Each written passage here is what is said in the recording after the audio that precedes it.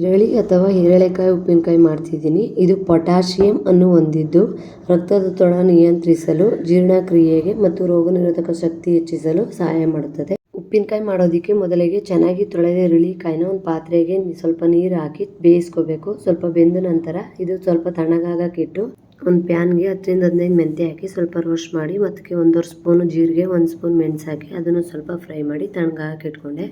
ಮೆಣಸಿನ್ಕಾಯಿ ತೊಟ್ಟೆಲ್ಲ ತೆಗೆದು ಸದ್ದನ್ನು ಸೈಡ್ಗೆ ಇಟ್ಕೊಂಡು ಅಷ್ಟರಲ್ಲಿ ತಣ್ಣಗಾಗಿದ್ದ ಈರುಳ್ಳಿಕಾಯಿನ ಸಣ್ಣದಾಗಿ ಕಟ್ ಮಾಡಿಟ್ಟು ಮಿಕ್ಸಿ ಜಾರ್ಗೆ ಫ್ರೈ ಮಾಡಿದ ಜೀರಿಗೆ, ಮೆಂತ್ಯ, ಮೆಣಸು ಮತ್ತು ಮೆಣಸಿನ್ಕಾಯಿ ಹಾಕಿ ಸ್ವಲ್ಪ ಪೌಡರ್ ಮಾಡಿಕೊಂಡೆ.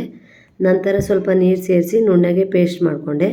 ಮತ್ತು ಕಟ್ ಮಾಡಿಟ್ಟ ಈರುಳ್ಳಿಕಾಯಿ ಒಳಗಡೆ ಈ ಮಸಾಲ ಸೇರಿಸಿ ಸ್ವಲ್ಪ ಉಪ್ಪನ್ನು ಹಾಕಿ ಚೆನ್ನಾಗಿ ಮಿಕ್ಸ್ ಮಾಡ್ಕೋಬೇಕು. ಉಪ್ಪನ್ನು ಜಾಸ್ತಿ ಹಾಕೋದ್ರಿಂದ ಉಪ್ಪಿನಕಾಯಿ ಬೇಗ ಹಾಳಾಗಲ್ಲ, ಜಾಸ್ತಿ ದಿನ ಸ್ಟೋರ್ ಮಾಡ್ಕೋಬೋದು. ಚೆನ್ನಾಗಿ ಮಿಕ್ಸ್ ಮಾಡಿ ಒಂದು ಪಿಂಗಾಣಿ ಅಥವಾ ಏರ್ ಟೈಟ್ ಕಂಟೈನರಲ್ಲೇ ಹಾಕಿ 2-3 ದಿನ ಇಟ್ಟು ನಂತರ ಬಳಸೋದ್ರಿಂದ ಮಸಾಲೆ ಚೆನ್ನಾಗಿ ಮಿಕ್ಸ್ ಆಗಿರುತ್ತೆ. ಊಟದ ಜೊತೆ ಒಂದು ಉಪ್ಪಿನಕಾಯಿ ಇದ್ದರೆ ಚೆನ್ನಾಗಿರುತ್ತೆ. ಆರೋಗ್ಯ ದೃಷ್ಟಿಯಿಂದನೂ ಒಳ್ಳೆಯದು. ಈರುಳ್ಳಿ ಉಪ್ಪಿನಕಾಯಿ ಒಮ್ಮೆ ಟ್ರೈ ಮಾಡಿ.